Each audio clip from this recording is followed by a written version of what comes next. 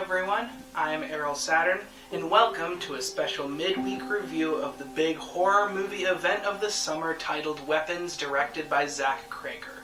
Outside of James Gunn's new Superman, this was easily my most anticipated movie of the entire year. I loved Barbarian, Zach Cregger's first directed film, and I honestly think that the horror genre is truly the genre working the hardest right now to give us incredibly unique stories in the cinema. So with all the hype currently surrounding this movie, what did I think of Wepons overall? For me personally, I loved all the performances and characters in this movie in all of their own ways, and I honestly don't think there was a weak performance in the bunch. Julia Garner plays the teacher who is kind of blamed for this entire situation, and she is an immediately sympathetic character, and you really feel the kind of sense of paranoia she is currently feeling in this situation, and how she unfortunately deals with it with her alcoholism. And this is honestly the first time I've seen Julia Garner in anything outside of just Ozark clips on YouTube, and I thought she was absolutely fantastic. Josh Brolin plays the dad character, trying to still kind of figure things out when everyone else is kind of just trying to move on, and he plays this role with so much heart, and he nails one of the absolute funniest scenes in the entire movie. Benedict Wong was great. His running scene you see in the trailer is still incredibly unsettling even after seeing his face on every single YouTube thumbnail for this movie. Alden Ehrenreich was a fun cop character, even though I feel like his section of the movie wasn't as interesting as everyone else's. Austin Abrams was great as this homeless character, and there actually was insanely great child acting from Carrie Christopher, who was asked to do a lot with his role. There is one other character that had a great standout performance, but I will talk about more of that in the spoiler section of this review.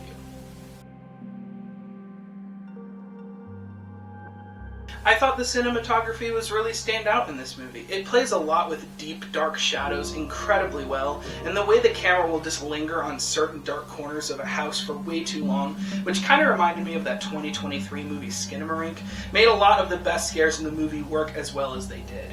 The way the camera moves was also really immersive. There was one scene in a gas station store that was so well shot, and all the kind of POV shots when characters are walking towards a scene we've already seen before really helped make the constant showing of the same scene over and over and over again from different perspectives incredibly engaging. This is definitely going to be a big talking point with everyone who sees this movie, just due to how people feel about this kind of movie's tone. But for me personally, I loved the mix of great scares and awesome laughs as someone who's a big fan of horror comedy. There are some pretty decent jump scares, but the subtle and uncanny scares were easily the best ones, whether it be an inhumanly dark area, the way someone is moving, or the absolutely excellent sound design that gives you just enough info to make sure you know exactly what is going on. I was lucky enough to see this movie in a pretty packed theater, so anytime this movie's humor worked was awesome. Great laughs from a scene with Josh Brolin I already mentioned before, a scene at a baseball diamond, and pretty much the entire third act, which almost plays like a Looney Tunes skit. Quickly talking about the gore as well, there isn't that much compared to other movies of this nature, but when it happens, oh my god, is it satisfying.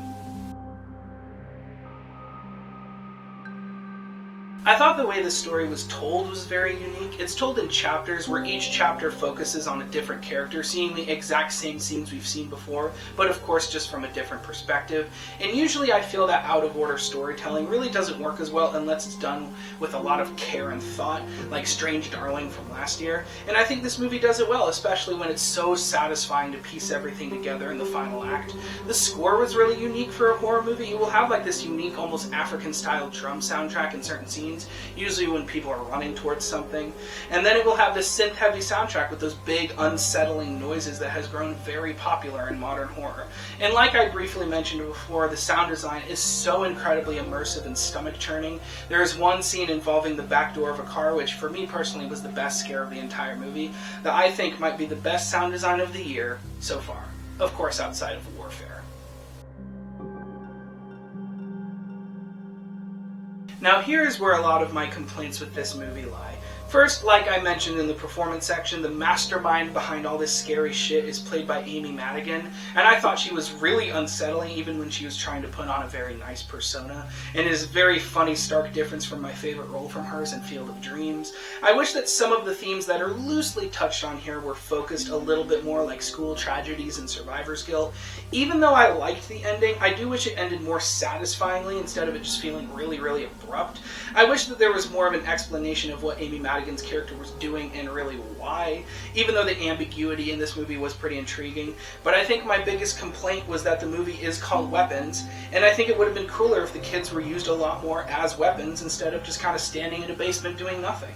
I think it would have been creepy if this town saw a bunch of kids doing a bunch of terrifying shit, but they couldn't stop them because they didn't want to hurt them. And in terms of my biggest question of the entire movie is, what the fuck does that giant gun in the sky even mean? In the end, I would give this movie an 8 out of 10. At first I thought I really didn't like this movie that much, but after sitting on it for a few days, I honestly can't stop thinking about it, and I feel like that's a really good sign. I don't know how this movie will do on a rewatch since it's really built around this mystery. Now that I've already watched the movie, of course I know what that mystery is, but currently I think this is another great slam dunk for horror movies, and I swear, I better not see any reviews saying that this movie isn't original. Thank you guys so much for watching this review, and look forward to a review for the Fantastic Four tomorrow. Have a good rest of your day.